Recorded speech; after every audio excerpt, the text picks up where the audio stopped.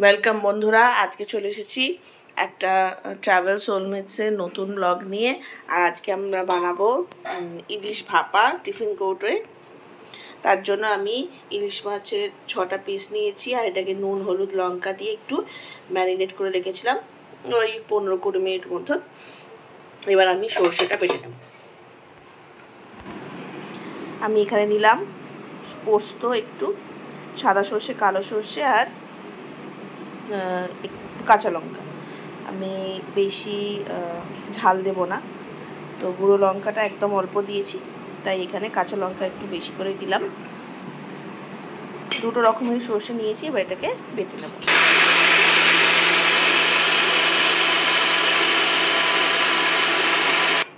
যে সর্ষে পোস্তটা বেটে নিয়েছি, এবার এর মধ্যে একটু হলুদ দিচ্ছি,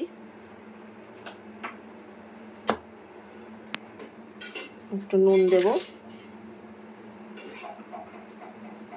মাছে অল্প নুন দিয়েছি, তাই জন্য এখানে অল্প দিলাম। আর আমি লঙ্কা দেব না, কারণ লঙ্কাটা অলরেডি দেওয়া রয়েছে, কাঁচা লঙ্কা দিয়েছি, তাই এটা বেশি হয়ে যাবে।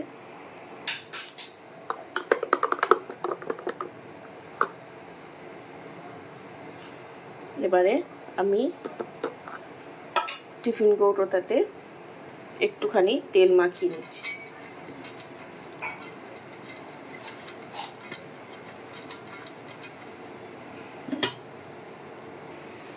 আচ্ছা, এই রান্নাটা পুরোটাই সর্ষের তেল দিয়ে হবে, কারণ সর্ষের তেলের একটা অদ্ভুত সুন্দর গন্ধ আছে, যেটা মাছে খুব ভালো লাগে আর কি, ইলিশ মাছে বিশেষ করে। তো আমি আগে একটু সর্ষের তেল মাখিয়ে নিলাম, নিয়ে মাছগুলোকে বসিয়ে দিচ্ছি।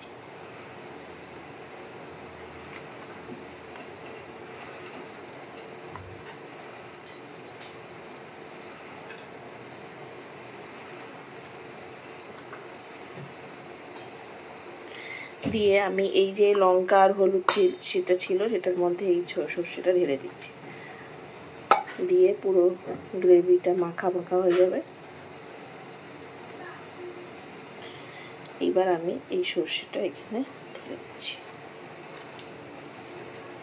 আপনারা এটা একটু ছেঁকে নিতে পারেন, ছেঁকে নিলে আরো ভালো হবে।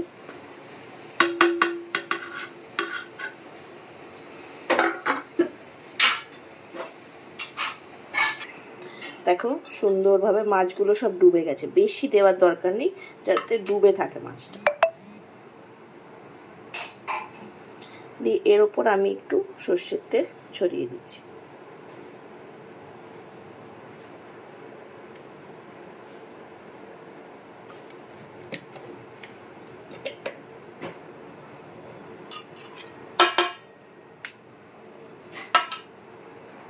দিয়ে আমি ওপর থেকে কয়েকটা কাঁচা লঙ্কা দিয়ে দিলাম। এটা সেদ্ধ হয়ে যাবে তো, ভাতে খেতে তখন খুব ভালো লাগে। টিফিন বক্সটা চাপা দিয়ে দিচ্ছি। আমি এখানে গ্যাসে একটা কড়াই বসিয়ে নিয়েছি আর তার মধ্যে গরম জল দিয়েছি। দিয়ে আমি এই টিফিন কৌটোটা এর মধ্যে বসিয়ে দেব। দেখবেন যাতে পুরোটা না ডুবে যায়, একটু গ্যাপ রেখে দেবেন, ঠিক আছে? দিয়ে আমি এইটাকে চাপা দিয়ে দিচ্ছি। চাপা দিয়ে আমি গ্যাসের ফ্লেমটা একটু লোতে দিয়ে দিচ্ছি, ঠিক আছে? বেশি হবে না, লো থাকবে। এইটা মোটামুটি আমি 15 মিনিট রেখে দেবো। দেখুন আস্তে আস্তে ফুটছে একটু একটু করে। এটা স্টিমে আস্তে আস্তে হবে, দেখবেন যাতে জলটা ভেতরে না শুকিয়ে যায়। যে আমি টিফিন করে ঠান্ডা করে নামিয়ে নিয়েছি, ইলিশ ভাপা রেডি। দেখো কি সুন্দর লাগছে, তেলটা বেরিয়েছে, গন্ধও একটা খুব সুন্দর ছেড়েছে। তো যাই হোক, রেসিপিটা পুরো দেখালাম। ভালো লাগলে একটু লাইক, শেয়ার, কমেন্ট, সাবস্ক্রাইব করো, আর আমাকে ফলো করতে ভুলো না। তোমাদের সাপোর্ট আমার খুব প্রয়োজন। সবাইকে শেয়ার করো তোমার বন্ধু বান্ধবদের, আর কমেন্ট করো।